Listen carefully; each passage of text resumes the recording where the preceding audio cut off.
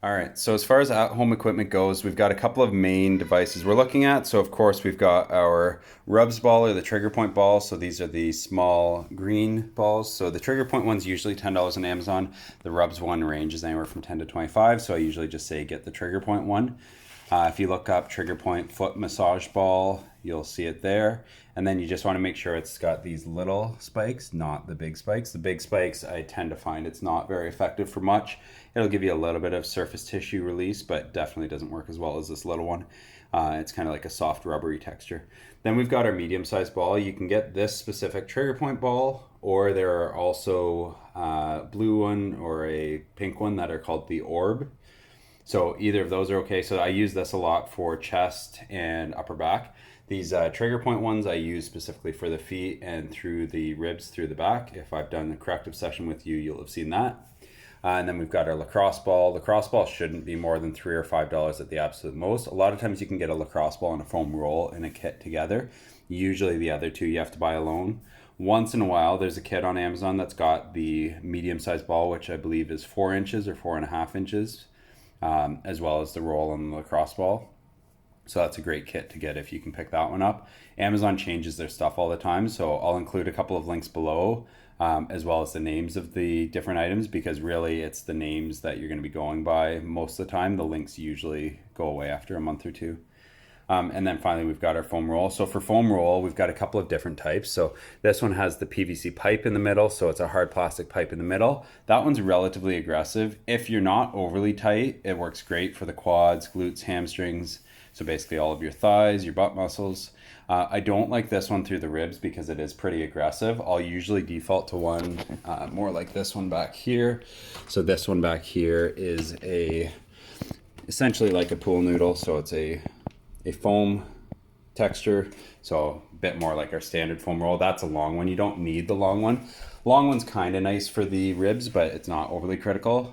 You can also get the short one. The short ones are half the price or less, so usually I'll just default to the shorter one.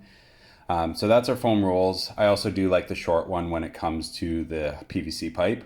One, it's not like $60, it's only $30, so that's a benefit. And then also for the legs, I find the short one works better, whereas I'll use the long one if I'm going through the ribs.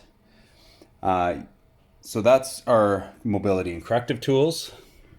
There are a bunch of other tools, like I've got this one here, but those really aren't necessary for anyone. These are just things that we got as part of kits through different courses.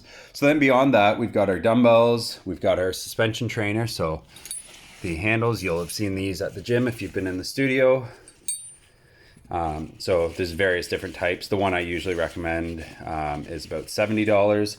The aftermarket or knockoff ones have a 1,300 or 1,500 pound capacity. The actual like TRX brand, which is the super high end one, only has a 300 pound capacity, and it also costs $200 or $300. So I don't recommend that to anybody. It's way overpriced and definitely not worth it. So these ones usually you can get for $60 or $70 on Amazon. And so that's the easiest way to go with that. When you're buying this, you want to make sure that it has an attachment strap that works for your location. So if you're attaching to a beam in your basement, you want to make sure you have an attachment for that. You can actually buy specific I-beam attachment hooks, which work for punching bags or for a suspension trainer.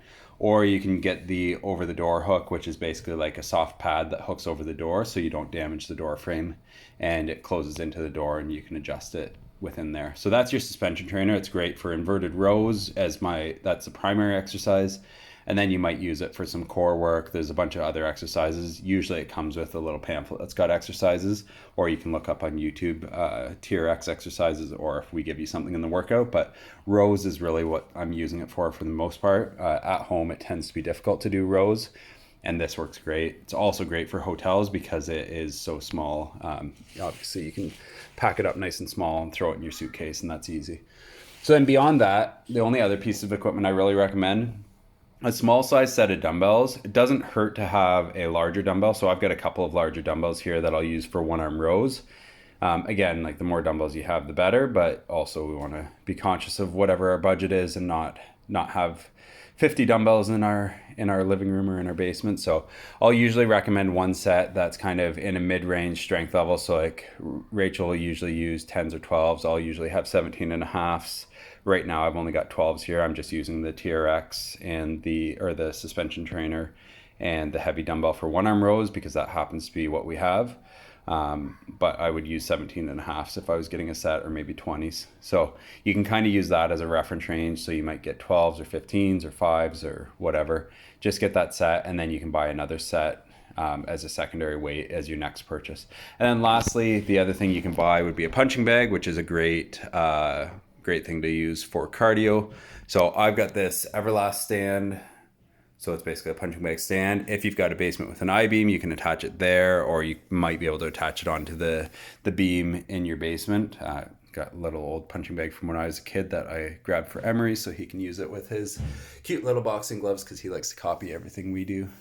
But yeah, so that's the at-home equipment. I guess the one other thing that's not on here is we've got a exercise bike in the other room, so I'll use that for at-home cardio quite a bit. Otherwise, I'm just going outside for a walk. I'll push the stroller. I'll throw a bit of extra weight in the stroller and push that. We do have a weight vest as well, which is one other thing you could do, anywhere from 30 to 50 pounds. And that basically just, if you're finding your push-ups and your inverted rows are too easy, I'll use the weight vest for that. Otherwise, though, I wouldn't bother with the weight vest. It's really only if your push-ups and inverted rows are getting too easy and you need that heavier weight. But yeah, that's basically it. So that's the equipment for at home. Any questions you have, definitely let us know. Punching bag wise, like these ones you can usually get on sale from everlast.com. This rack I think was from Everlast as well. But there's not really anything overly specific for the punching bags. Again, if you are buying one, definitely feel free to ask me for recommendations.